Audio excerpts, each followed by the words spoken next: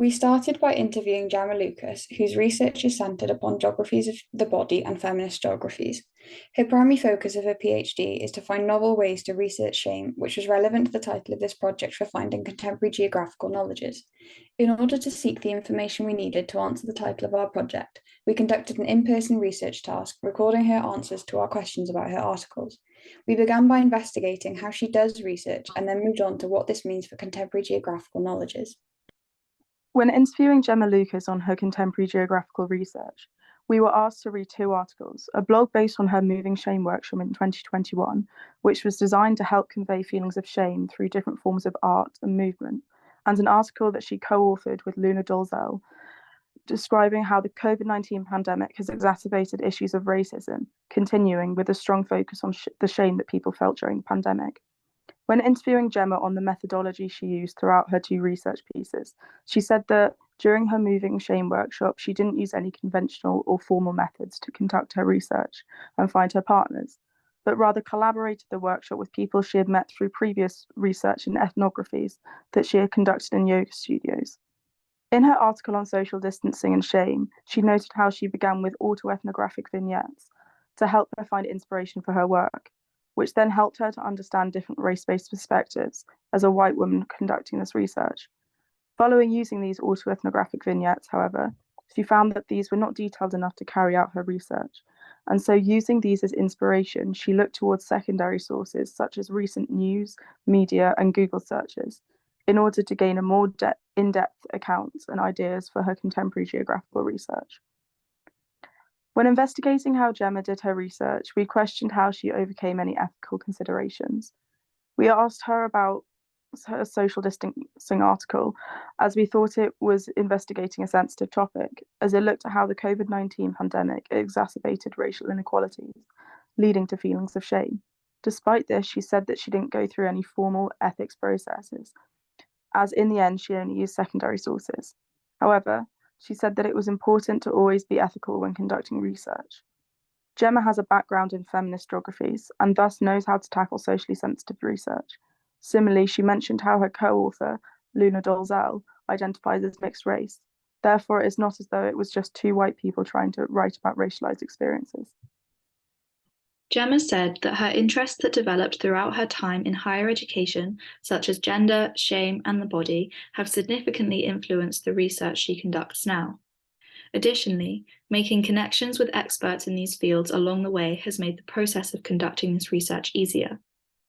For the COVID-19 article, when asked about what inspired investigating the link between COVID and racism, we found that she was intrigued by the experiences of people around her and wanted to understand how the long-standing social issue of racism has been impacted by a newer, short-term problem of COVID-19.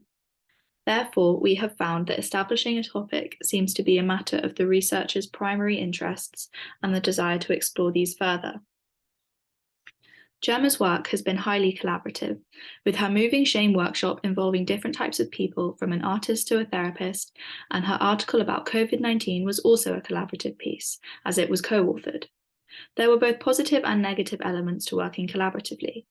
A rewarding element for Gemma was that for her workshop, people from completely different fields were providing new perspectives on a topic she was really interested in.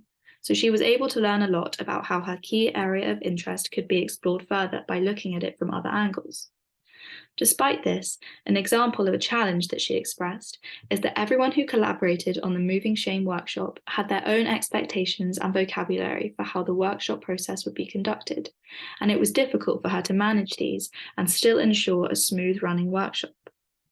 Furthermore, a degree of emotional intelligence was required to work with these people, as Gemma reminded us that while the collaborators were experts, they were also people with feelings and emotions that needed to be managed.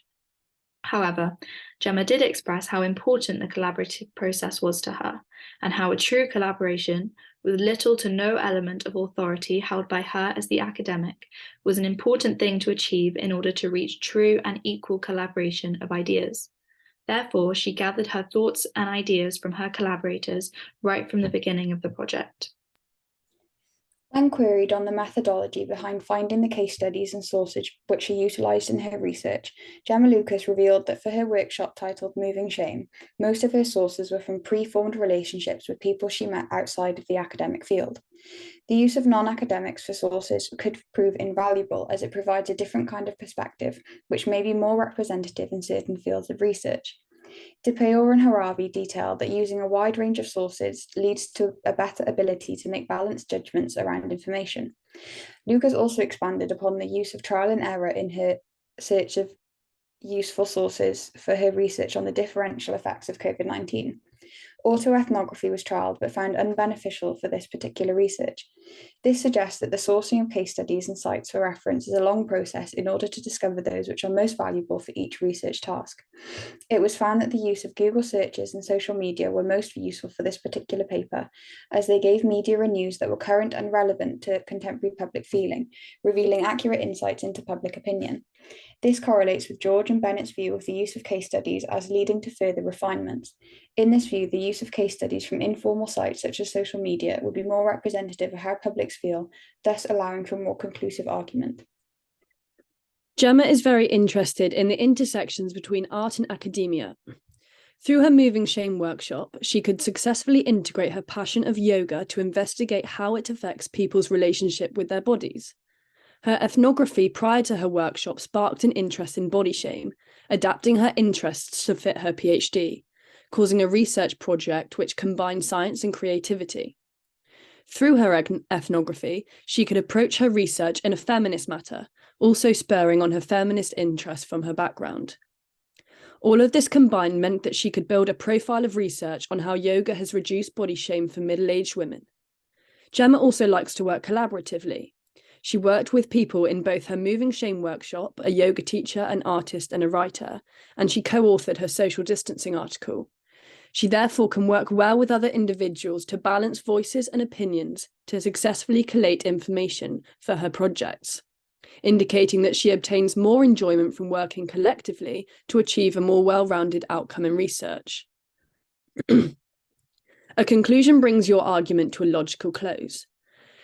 This benefits the social distancing article as, through using secondary sources, conclusions were found that people with lived experience of racism may be disproportionately negatively impacted by the embodied gestures of social distancing. The use of quotes in this article successfully demonstrates the findings, permitting conclusions that racism and health are deeply co-implicated. In comparison, the nature of conducting a workshop to come to conclusions was a lot less straightforward. So we asked Gemma how she dealt with the fact that no conclusions were found.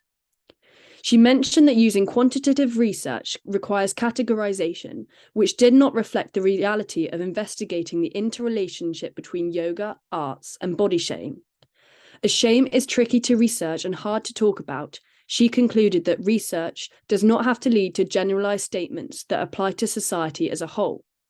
Instead, she wanted to create an adaptive space to create the conditions for connection and creativity to flourish. So, for this workshop, perhaps there wasn't a conclusive answer to find. Gemma's research in the Moving Shame workshop was effective in creating contemporary geographical knowledge. Through using no formal methods and no quantitative data, she took a creative approach and moved away from conventional academic and scientific sources. By working with collaborators from different professions, Lucas was able to produce geographical knowledges with insight from a wide range of backgrounds. Furthermore, blending arts and geography created a unique geographical perspective which aided the production and understanding of shame, which is a vital part of people's identity. Being able to express this through yoga helped to convey individual identities. Lucas incorporated a long-standing issue of racism and inequality with the contemporary issue of the COVID-19 pandemic, producing knowledge that was relevant to modern-day struggles of minority groups. Methods used for research and production of this article included using Google and social media, which can help with production of contemporary geographical knowledges as a result of the wider range of information that these mediums give access to. Additionally, use of modern-day technology such as Zoom meant the issue of social distancing and staying at home during the pandemic was able to be overcome, meaning production of the article was still possible and knowledges were still able to be produced.